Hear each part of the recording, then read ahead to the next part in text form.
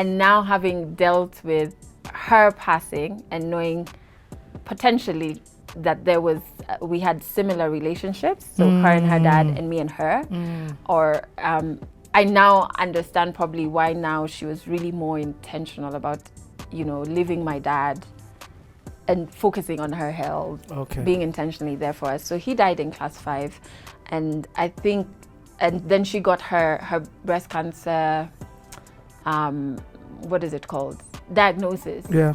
That same year, you know, so that was pretty heavy.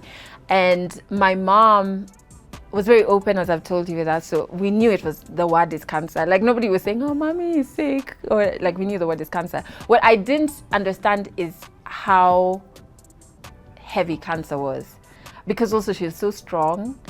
And so me, I thought, genuinely, I thought it was like malaria, just like really long.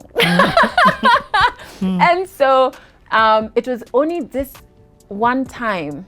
And at this time, just sorry, just to stop you. At this time, she's left your dad. She's class leaving. 5. Oh, so she's leaving. She's okay. Yeah. Okay. So all this, her dad's dying. Yeah. She's been diagnosed, and she's now. Yeah, trying to. It's triggered her to live life this, to the fullest. Yes, I think so. Looking back, obviously I'm jijaziing for her, but looking back, I think that possibly could have been what was happening. Just borrowing from my own journey with grief, you know.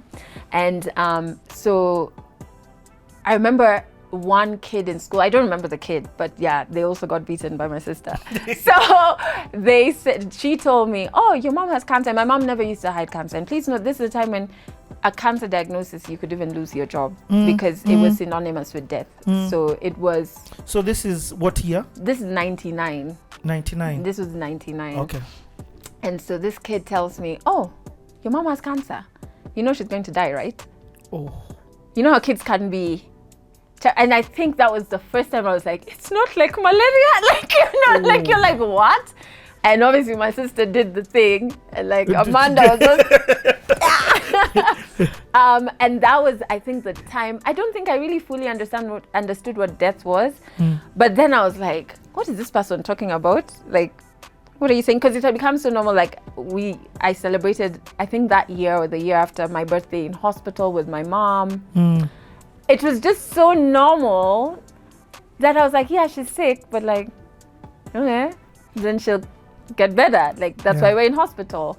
So at this point, there's like a lot of things happening that I think on the outside looking in, people would think would destabilize us as children. But I don't know how she did it.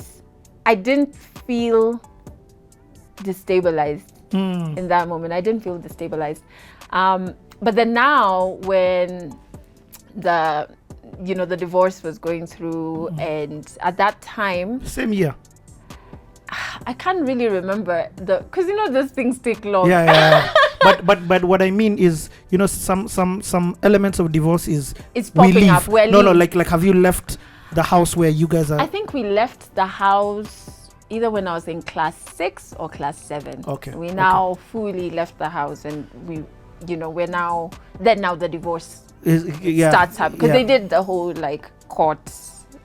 It wasn't those ones of we've gone and left. This is a lot. Yeah, Adelle, it's heavy. Let me ask for somebody who, for example, a parent who's been diagnosed and communicating this to a younger child. Your mom sounds like she didn't leave out the details. At the same time, she wasn't graphic. About the process. But your life is changing. You're already talking about going for hospital visits. Is it like, was she in hospital? Like how did this? She was in hospital. I remember that birthday. She was in hospital, and my birthday was, even to date, my birthday is a big deal for me. But like, it was standard. You get a cake, sometimes 2, because my dad's birthday was the day before mine. So sometimes at Dandia, and that's like, we're starting these celebrations early, you know. And so we get a cake, and I remember two packets of eclair sweets. One is for you to enjoy, but one you take to school and you share. That one at the school. Like, whatever, they have their birthdays, what you saw. but I remember that still going on. Despite. Yeah, and cutting cake and sharing it with nurses at I think it was Nairobi Hospital. If I'm not wrong, obviously I was so young, I can't remember. I think it was Nairobi Hospital. But yeah, she never hid, because so like, you know, chemo would make you, back in the day, I think it's come a long way, but it make you throw up. So I remember that. I remember knowing that, okay, before she goes to hospital, she needs to eat a lot of like liver, skooma. I didn't know it was all because her blood count needs to be up, but I knew, yeah, that needs to happen. Mommy needs to eat this. So now, as much as you don't like liver, we're eating more liver in the house, you know? And so I think it's important to, people think kids are stupid. They're not. They think they're not. They're very, I think they read. You're cognizant. They're cognizant of even things that are not said. Your behavior, the mood. In fact, I was reading an article about grief and how we can learn a lot from kids and what you can do at funerals to help kids understand what's happening. And one of the things they said is, you think they don't know because they're not in the funeral meetings or whatever, but they're reading your moods, everything, the energy. You're communicating all of that in different ways. And if you're not breaking down that for them, then they'll have tantrums, they'll have outbursts because they don't know. Yeah. So I think it's important, and I'm glad she did talk to us, and she didn't hide. We'd see her puke. We knew what needs to be by her bed. Yeah. So you move from being scared to, oh, okay, this is now just a sickness, and the sickness is part of throwing up. Yeah, I think I only got scared for a bit when that kid talked to me, but then I kind of moved on, because this kid was a one-time thing, and then at home it's repeated. You know, so I know, yeah, because I'm listening to your story, and I'm waiting for you to say I was scared, but that doesn't seem to be coming out. Not as a kid, I never had the thought of death. And yet this has been communicated to you. Yeah. Okay. Very rudely. I wish I could remember who that kid was. Yeah. Anyway. Okay, so we can. So then I get class 6, class 7. So we've left my dad. Where do you go? First, we move in with initially we moved in with an uncle, and I loved that. So they lived in Uncle John, and so they lived in Imara Daima. And why I love that is that kids and people are around, and then you're kind of at that age where boys are not yucky anymore. They're intriguing. They're like, they're yummy.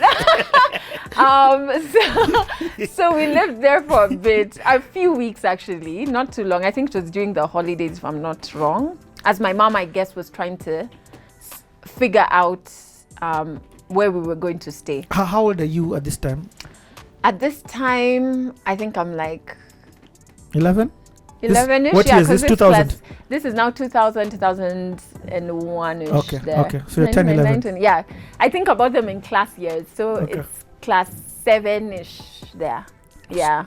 Okay, this is another huge part, because now you're talking about, hey, Adelle, you're going through a lot as a child. Yeah. You're talking about your mom's sickness, which is a lot. Yeah. Somebody has been thrown in death into that situation. Then on top of that, now you're going through divorce, which is another huge monkey that kids have to go through. But I have to say, I knew why we were leaving my dad. I never once had to go to court. Again, it wasn't like the movies where the kid is there, choose who you want to live. There was nothing like that. You were like, I know which side. That one, I didn't actually... and maybe that's why we were staying with Uncle John. Actually, in hindsight, that's probably it. Because now what's happening at the time is my mom is shifting all her things, settling down. So now she was now moving in with her sister. So a place where it's her sister, and one of her brothers, so an uncle, who was in between Mombasa and Nairobi at that time. And so I guess now they put us there as she's sorting out all of that. And I'm really grateful, like her siblings and her cousins, who really, I didn't even know were her cousins. I thought these are your brother's brothers. These like are Uncle your John sisters. now. Like now Uncle John. So tight knit. I thought they were brothers until like you grow old and you're like, but why are they two grandmothers? And why is their surname not Onyango? Like, this is peculiar. But their relationship was so tight that there was no line of like, this is a cousin. Even when she'd introduce them, like, this is my sister, this is my brother.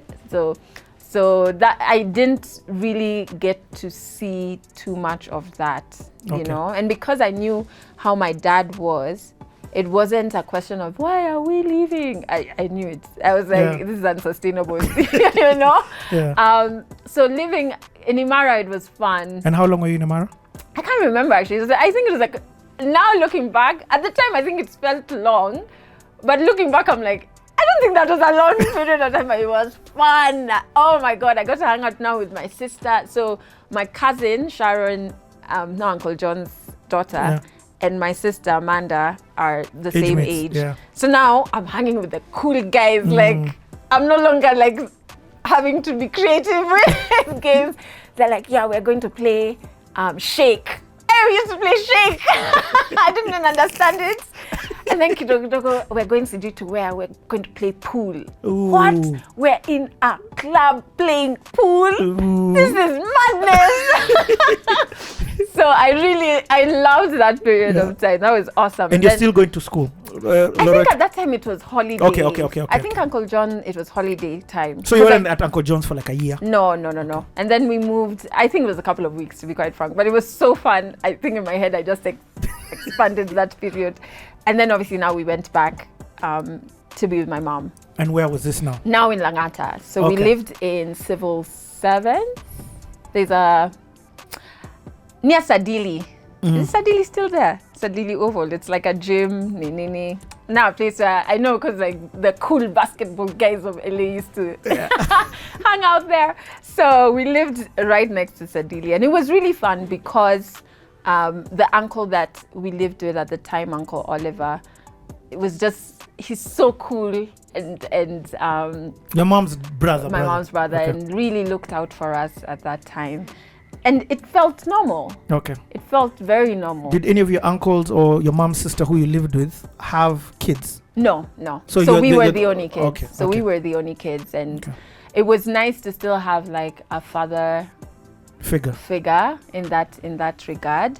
And my mom was pretty happy, you know, and I think we moved from that anxiety of violence and whatever to just having a really calm life. I dare say normal, you know? Yeah. And my mom would always ride for us, always ride for us. And but I remember at that time, because the divorce proceedings was still happening, and as I said, I'm the last born, and I felt still so like my dad would try things like showing up at school, and me, I'd be there being like, but now why do you drink so much? You just, why can't you just come on? And that's not what a child should be doing. And I think my mom was cognizant of that. And so she thought it would be better for me to go and live with her sister in Botswana for high school. It would also help her with finances, because my aunt was a teacher in a school there, and it meant that I wouldn't have to pay school fees. At that time, I was also communicating that KCP is coming up, and me and Kiswahili are just not agreeing. I never hid that. I'm just like, I am about to embarrass this family. And then my two elder sisters are passing, hey. I'm like, are you guys aware about the storm that is coming? Yeah. And so I think I only did like 1 week of class 8.